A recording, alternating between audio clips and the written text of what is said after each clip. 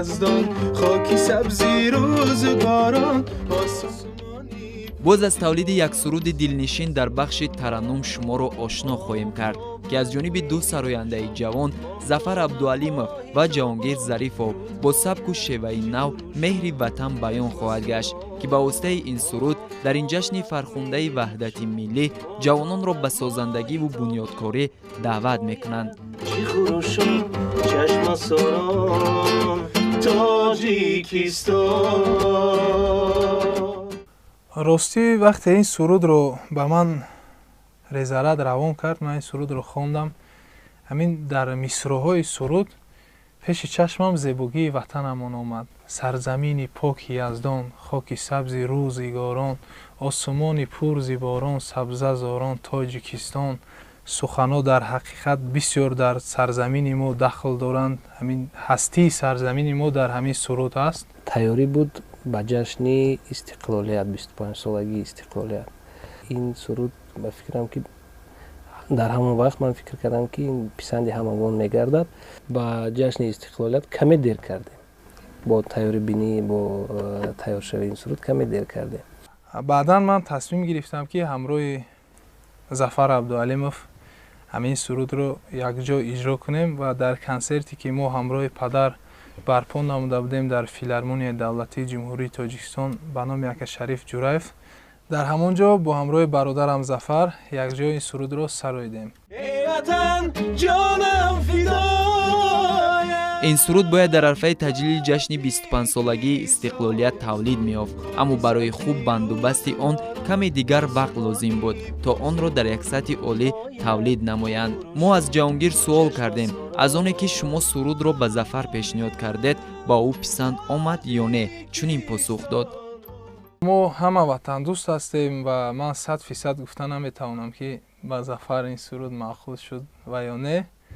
لیکن وقتی ما همین سرود رو تمرین کردیم یک جا، در چهره ظفر یک خرسندی بود، یک از تحت دل همین سرود رو ما یک جا سراییدیم، مشق کردیم.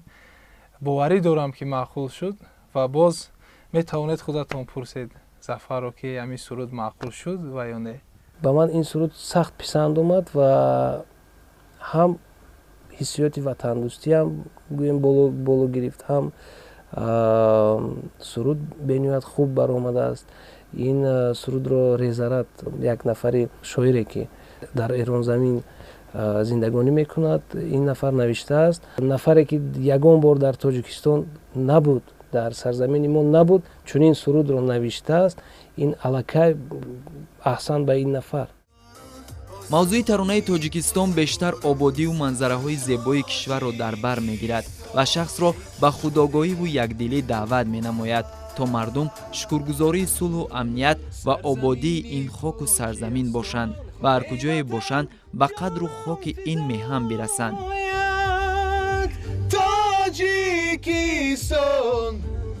احساسات وطن دوستی به من بالا میگیرد در وقت سراییدن این سرود و طوری میگویند که به قدر وطن میرسی در اون وقتی که دور از وطن باشی. ما هر یکی ما باید که این احساسات رو داشته باشیم، در کجایی نباشیم. این احساسات باید در تن ما باشد، در خون ما باشد و تاجیکستان این دولت نیست که دوست نداری. به فکر من همه طرفه بهترین است. امروز این وحدت به ما چقدر گویا میوه های بهترین رو آورد.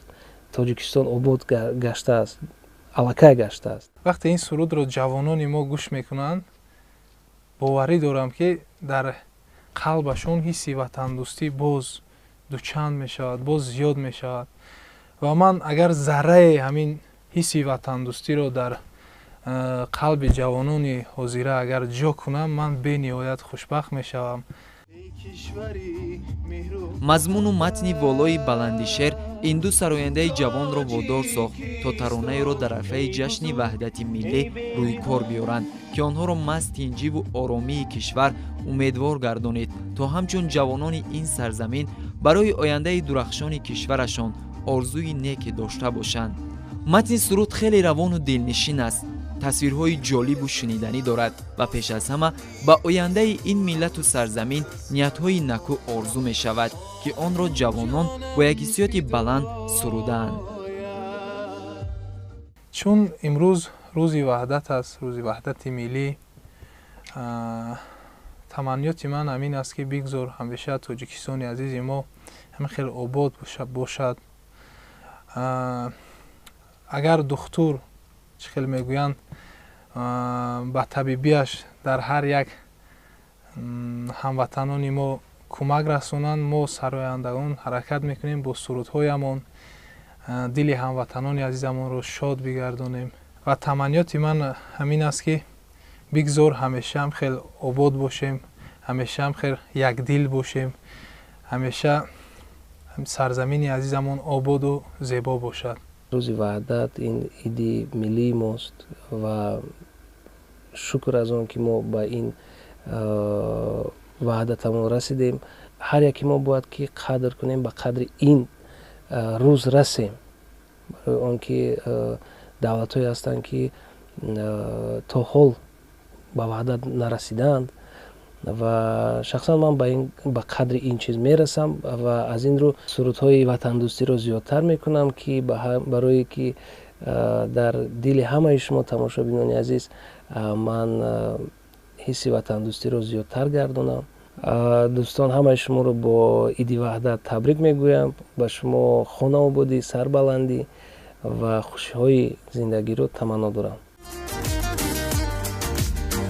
در واقع وطن مفهوم است بین‌نهایت عزیز و سرزمین است مقدس و هر یک وطندار را میباید این خاک و این مرز را از جان زیادتر دوست دارد و بهرش جان خود را دریغ ندارد. سرزمینی پاکی از دان، خاک سبزی روزگاران، آسمانی پر زیباران، سبز از زاران، آفتابت مهری رخشان، ماهتابت ماهی تابان، رودهایت چی خروشان، چشم ساران، تاجیکستان،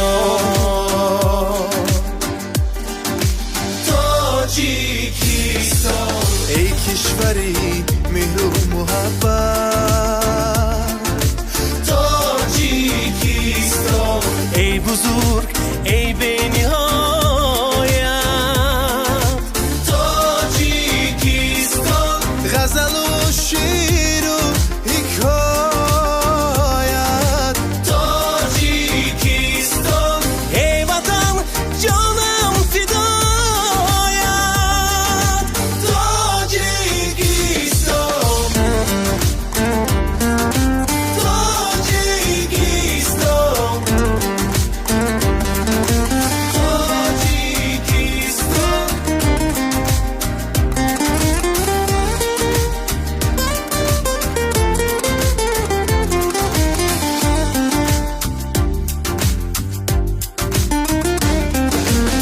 مردمانت آسمانی، دشت‌هایت ارغوانی، باغ‌هایت سایبانی، جاویدانی، معبد عشق و نیایش، لایقی فخر و ستایش، مهد علم اقلیمی دانش، صلح و سازیش، تاجیکستان،